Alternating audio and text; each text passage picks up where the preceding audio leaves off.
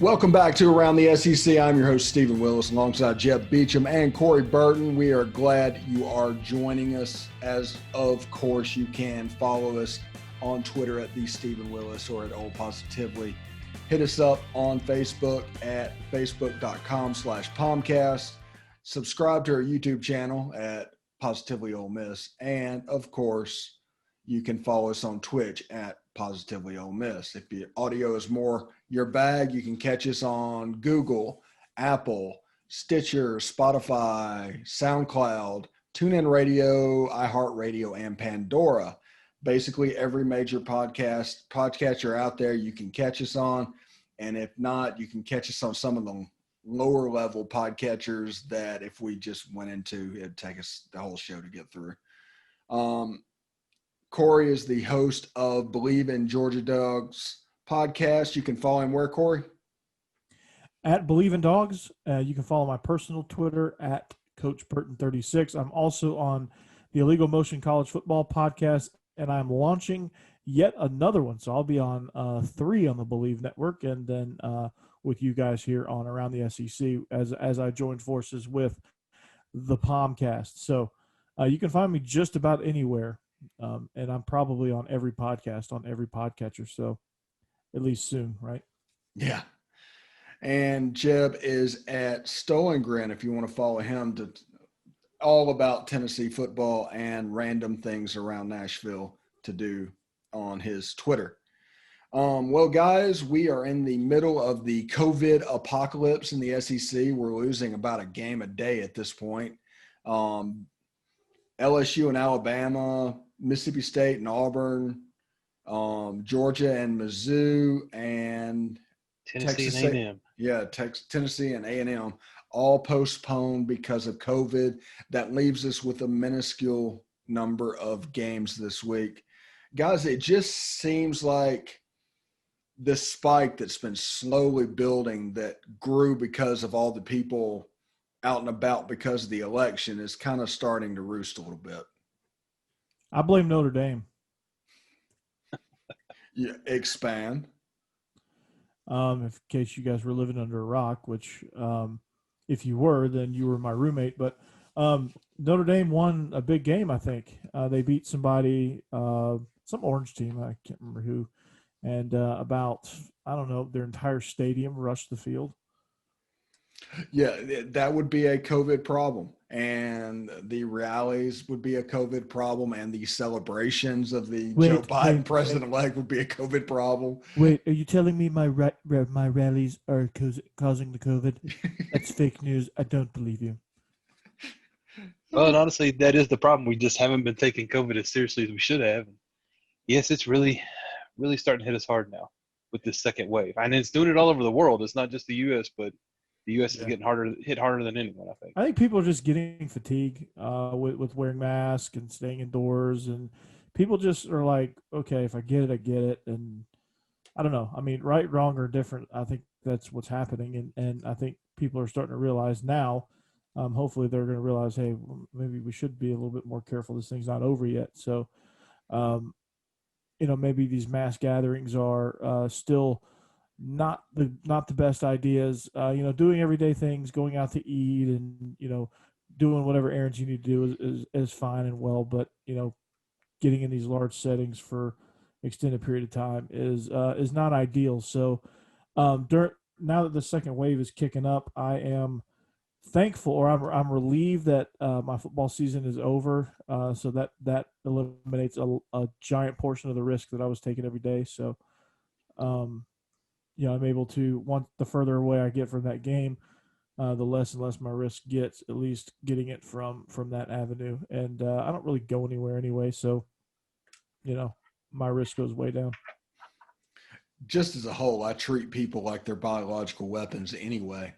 So this COVID situation and social distancing and staying home is right up my alley. That is the truth.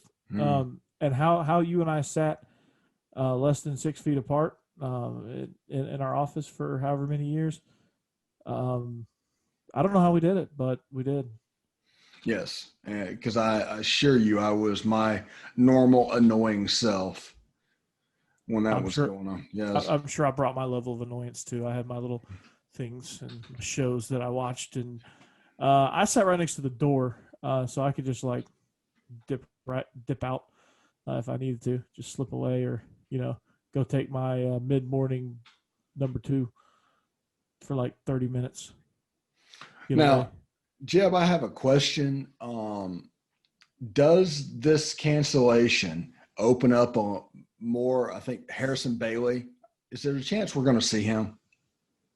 I think at this point, yes. I didn't say that last time that we've talked about this. I said I think Jeremy Pruitt's been extremely stubborn about that, not going to bring him out. But he did finally let him at least play in this last game, and I think he finally hit the point where he realized he just can't keep Garantano in the game anymore and keep the fans on his side, which he's got to do if he wants to keep his job. He still tried to stick with him for a while. It did not work. Harrison Bailey did come out and throw a couple interceptions, but really I didn't blame him for either one, to be honest with you. I thought he looked a lot better than Garantano just in the short time he played. In the short time he played, he completed more passes, more yards.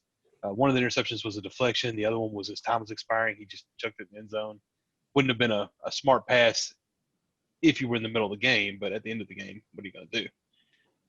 I really, really hope that means that Jeremy Pruitt has decided to let Harrison Bailey start working, because you can see how he looks. He looks decent. If he'd had some practice up to this point, maybe a few game time reps, I think it could have been a much different game on Saturday. And Corey, same question on sort of, tell me about the Georgia quarterback situation and what changes there might be in store there. Well, I read some of our insiders are saying that JT Daniels has now been announced starter. Go figure. I think it's one of those things where I think he finally got to a place where he was comfortable with his knee and how he was moving around in the pocket. He wasn't. I think he had a lot of stiffness in the knee, and it was restricting his movement a little bit. And he was kind of a statue and couldn't really protect himself. But I think you get a much better glimpse at it now, and I think he's in a much better spot. Now he'll be even an even better spot now that we have another bye week. So, yeah, it's extra practice time for both of those guys. Can do nothing but help them out. Of course, games are available on December 12th, and if you don't play in the SEC championship and there's another one, can't postponement, you can play in the week of December 19th. Yes, you can, and just get all your games in and go from there. So it's exciting stuff, and I think it's there's going to be a lot to be had there, and just a lot of moving parts, I guess. So Carson Beck is somebody that's in the mix. They're looking at him, seeing what he can bring to the table, and hoping that he can give them something. And so I think it's you just gotta figure some stuff out and figure out who gives you the best chance of winning at this point. It's definitely not Stetson Bennett, I don't think. I think all the magic has run out. And I don't think it's, I have a hard time believing that it's DeJuan Mathis. He just looks like a deer in headlights every time he gets out there. So who knows? That is kind of a look at the cancellations and what we have missed on around the SEC. When we come back right after this, we're going to take part in breaking down who actually is playing this weekend right here on Around the SEC.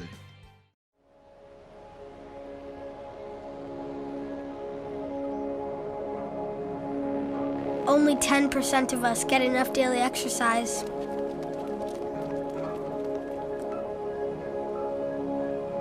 And that number is dropping.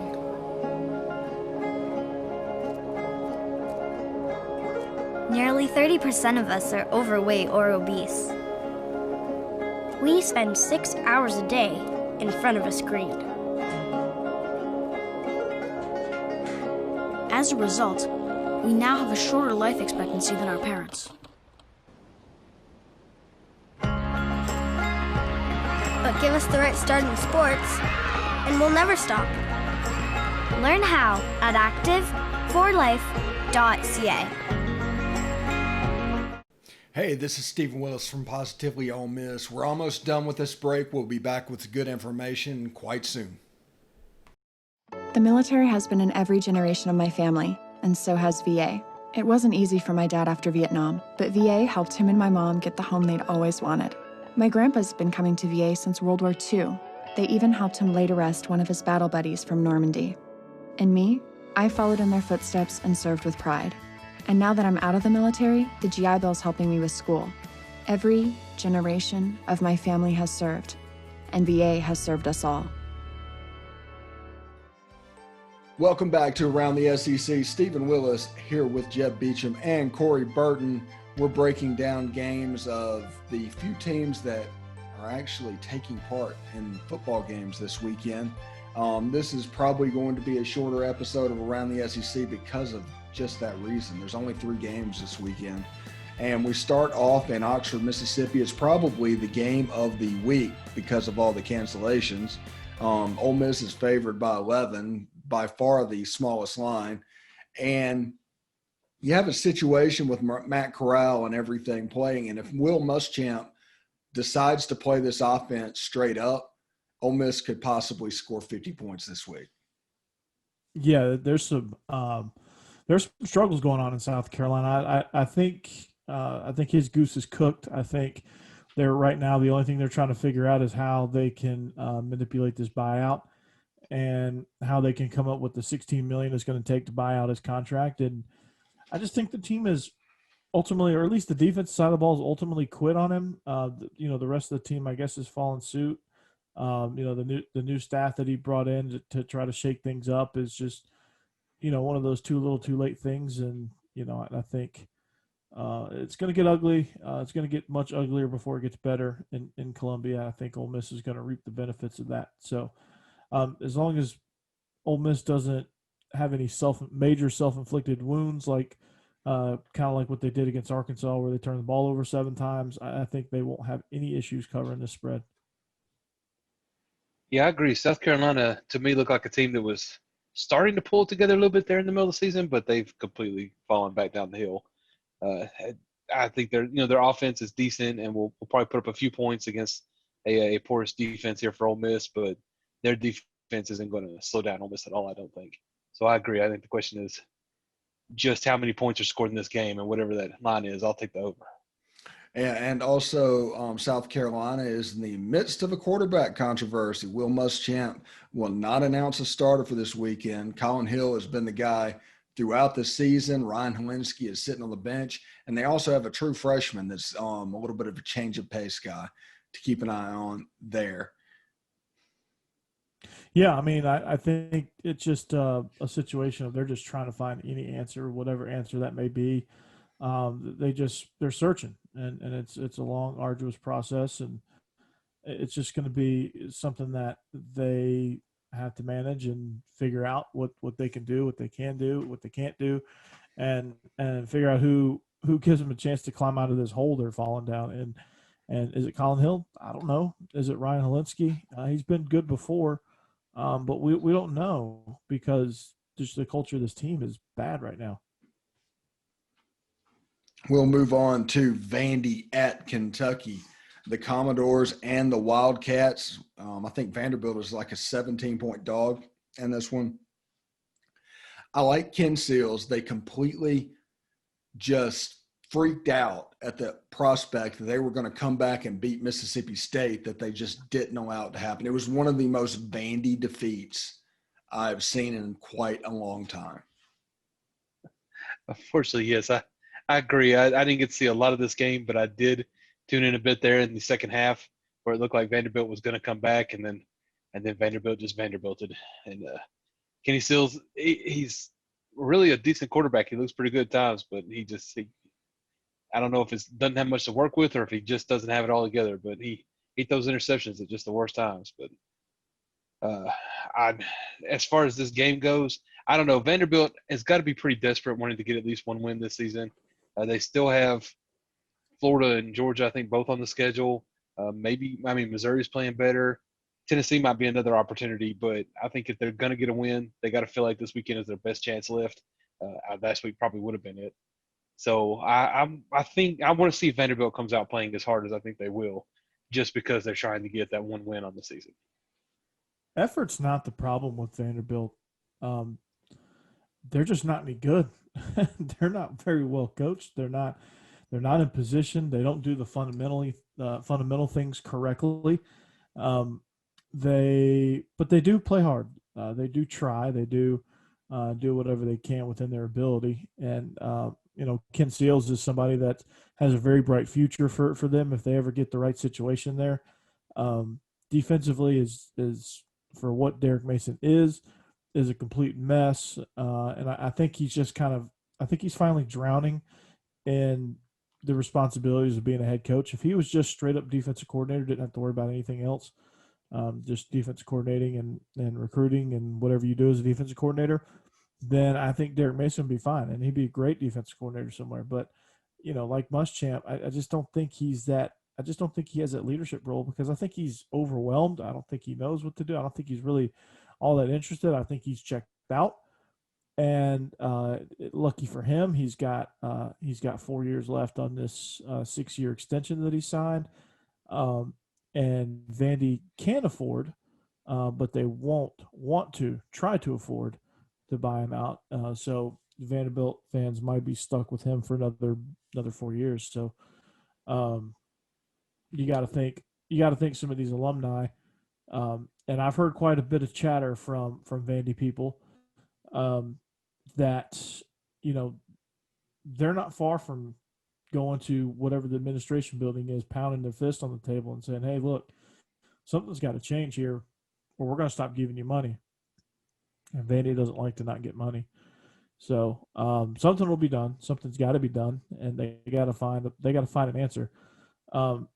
Now, last week they had a ridiculous spread, so I felt like they would cover. If had we done a show last week, I would have picked Vandy to cover. This week, it's another ridiculous spread, but I don't think they cover this one. I think Kentucky's going to blow them out of the water.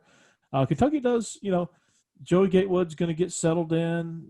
He was starting to get there, and they had a week off, lick their wounds after the Georgia game, figure some stuff out offensively, and get Joey Gatewood up to speed and get him ready to play and be a viable starter for the Wildcats. And I think eventually that's what he will be. It's just, it was a rough go against Georgia. Yeah, and Ken Sills, he reminds me a lot of Kyle Shermer. He's probably taking his lumps now, but he is going to be hell to deal with as a senior. Yes, he will be. I think it'll be, we'll be talking about him as being one of the better quarterbacks in the country, not in the country, but in the conference at least. And he has a lot of things that he does well. He has great leadership capabilities. You see him getting after guys on the sideline when he needs to, fixing problems and things like that. So, the offense will, I think, eventually not be the problem. I just think team-wide there's just so much of a mess right now that everything's a problem. But, I think that with the leadership they have at the quarterback position, I think he will help move along some of this inexperience that they have right now in some of the skill positions and up front. I agree. I forget from time to time that he's so young. I think he will get a lot better. And when I say he doesn't look good right now, I just mean for this year. You're right. I think eventually he will be a very solid quarterback for Vanderbilt. Yeah, and if we look at Arkansas and Florida coming up this weekend, we have Felipe Franks going back to the Swamp to take on the Gators, take on the team with the quarterback that took his job after an injury, and there's a lot at stake here. Florida has trouble running the ball, and running the ball is what you need to do against Arkansas. This is just a weird game to pick. It is. Florida, they don't run the ball well. They did against Georgia. They have the ability to. But to be honest with their offense, they just need to be able to run a little bit, which I think they run just good enough to be able to supplement their passing game. One of the things I was really impressed with last week with Florida was just their ability to keep Georgia off balance, using their running back in the passing game, which can present some matchup nightmares, especially if you're a team that really relies heavily on man coverage. Don't think you'll see too much man coverage from Arkansas, but they will be physical at the point of attack, and I think Arkansas will do better against the run. than Georgia did a week ago. But again, it's just all about stopping the Kyles. And I'm pretty sure Kyle Pitts is going to be available. They didn't play him in the Georgia game. I didn't see anything where he was diagnosed with a concussion, but I'm sure they just held him out for precautionary stuff. But you got to think he'll be back possibly, unless something's changed or I haven't kept up with that scenario. Kadarius Toney's going to be a nightmare. Trevion Grimes is a guy that can make plays if you forget about him. They have their backup tight end Gamble is a hell of a tight end, and then Bernard Pierce is at the running back position. He's pesky. I mean, he's not anything special. He's not gonna break one for 75 to the house, but he's gonna chew up some much needed yards and give them situations where they are still ahead of the chains and ahead of schedule. And I agree with you, Steve, that I do think Arkansas's defense is set up to actually match up well with Florida. The problem is we haven't really seen Florida score under 38 points, I think, this season. Their offense is just on fire, and it's surprising with everything that's been happening with COVID. I thought Florida was going to take a while to really pull their stuff together, but they did not. It's been very impressive, and I don't see Arkansas stopping that. I know the spread is a little wide there, so maybe Arkansas can do better than the bookmakers are thinking, but I just don't see a way to stop Florida right now, and I'm not going to pick against them until somebody does.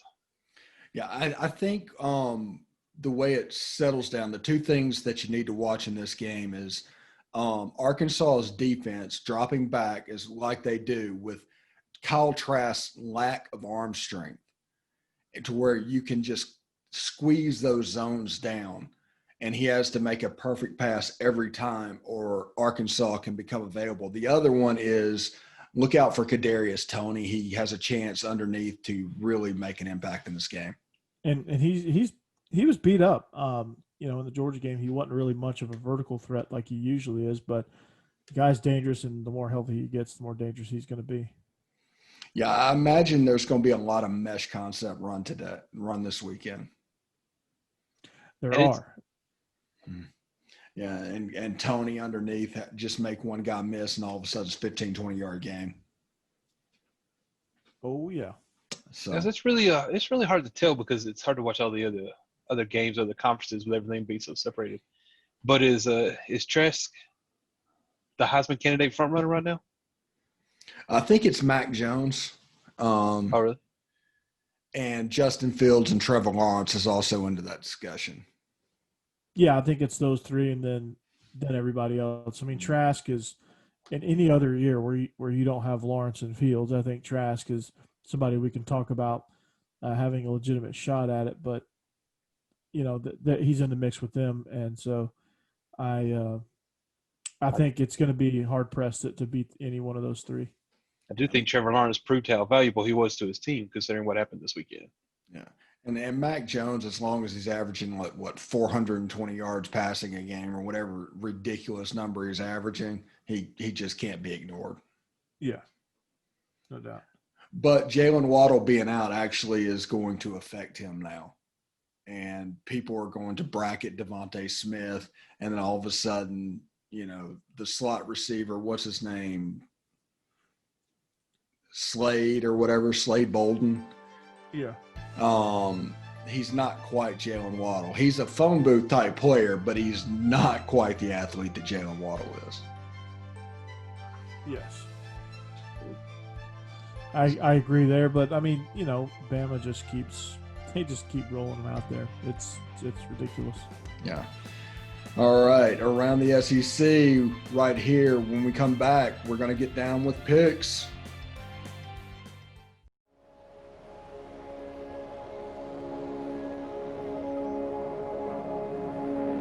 Only 10% of us get enough daily exercise.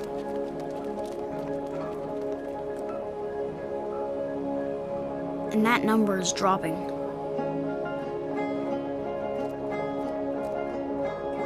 Nearly 30% of us are overweight or obese. We spend 6 hours a day in front of a screen. As a result, We now have a shorter life expectancy than our parents. But give us the right start in sports, and we'll never stop. Learn how at active4life.ca. Hey, this is Stephen Willis from Positively Ole Miss. We're almost done with this break. We'll be back with good information quite soon. The military has been in every generation of my family, and so has VA. It wasn't easy for my dad after Vietnam, but VA helped him and my mom get the home they'd always wanted. My grandpa's been coming to VA since World War II. They even helped him lay to rest one of his battle buddies from Normandy.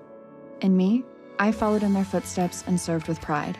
And now that I'm out of the military, the GI Bill's helping me with school. Every generation of my family. Welcome back to Around the SEC. NBA It's has picks served us all. time. What few games we have to pick this week, but we're going to pick all three of them if they all last. Hopefully we don't lose any between now and Saturday. South Carolina is getting 11 points versus Ole Miss and Oxford. I'm taking the Rebs. I just don't think that South Carolina is going to be able to score enough points to cover. Yep, I agree. I took Ole Miss as well. I think South Carolina will put some points on the board, but Ole Miss is going to put a whole lot more. And South Carolina's done. I don't see any chance of them covering the spread, much less winning. Give me the Rebs in this one. I think they're going to roll and roll big. And, of course, Becky took Ole Miss as well. We have Vandy getting 17 points at Kentucky this weekend. This is a kind of a hard game to pick. I went with Vandy last week. I thought they would – I didn't think Mississippi State was 19 points better than anybody. But Kentucky, when they're on, they can score, and their defense is good enough to shut Vandy down. I'm taking Kentucky. And this, for me, might be more of a hope than actual feeling that actually happened. But I feel like I want Vandy to come out and really play hard and maybe take this game. So I'm taking Vandy to cover. It's so tempting to take Vandy to cover, but as pitiful as they've been all year long, minus the first game, I'm going to go with the old until they show me they can cover a spread or much less win. I'm going to continue to pick against them. I have no reason to, Kentucky showed me a little bit against Georgia. I mean, they can certainly run the ball. They've been able to do that all year long. Now Joey Gatewood brings another dimension to the pass game for Kentucky, and I think that they're going to exploit Vandy a little bit. And I think it's going to be an ugly, ugly, ugly day. Vandy's given up a season high in points for each opponent. So everybody that's played Vandy has scored their season high in total points. So you got to go with the Wildcats here, right? Yeah. Well, I'm going to say that Becky is going with Vandy as well. So it's like a double Beecham family Vandy party going on this weekend. And the last game, Arkansas getting 17.5 points versus Florida. I wanted to take the Hogs. I just couldn't take the Hogs because Florida looked so good last week. Yeah, and as much as we talked about Arkansas's defense actually playing pretty well, Florida's offense has just been playing out of their minds. I'm taking Florida to cover until they prove to me they can't. Yeah, it's hard to pick against Florida. I mean, I think Arkansas is gonna give them a nice physical contest. This point spread 17.5 is very, very, very tempting for me to pick the Hogs, but this is one of those that is on the verge of getting kiboshed. Pit boss Sam Pittman has the Rona, and I'm sure it's gonna start springing up amongst their locker room. So I have a hard time believing this is going to be one of those games where, the circumstances will dictate that Florida's going to blow them out. And people are going to get the false sense of, well, Arkansas, okay, their magic has run out. It hasn't run out. They're just dealing with the Rona, and they've got a lot of people out, I'm sure, or they're going to, I would imagine. But all the distractions, nonetheless, I'm gonna take Florida in this one, even though it's so tempting to pick Arkansas. Yes, and Becky did actually pick Arkansas this weekend. Thanks to everybody for joining us this week. Be patient with our schedule over the next couple of weeks through the Palmcast and Around the SEC, as there's a situation brewing that I will tell you about in the coming weeks. But thank you very much. And I will, for Corey Burton and Jeb Beecham, we'll see you next week. Spoiler alert, Steve becomes a Florida fan. That's probably a deal breaker to my wife. Yeah, I Deal hope breaker so. to me too.